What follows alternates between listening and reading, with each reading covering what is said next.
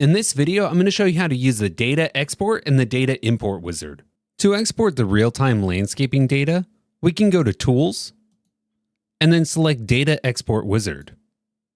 Click Next, and then select which options you would like to export.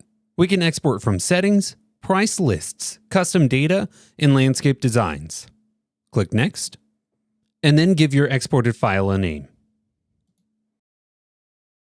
Go ahead and click Save, Next, and Finish. Depending on how much data you have to export, this process can take several minutes. Once finished, go ahead and click Close. You can then take the zipped file and send it to another system to import. To import the data, we're going to go to Tools, and then select Data Import Wizard. Click Next, and then select the file. And then click Open. Click Next, select the desired settings, click Next, and then Finish. Since this is the same system I exported the files from, it's not going to import, but this is the process that you would take. I'm going to hit Cancel for this demonstration. And then close.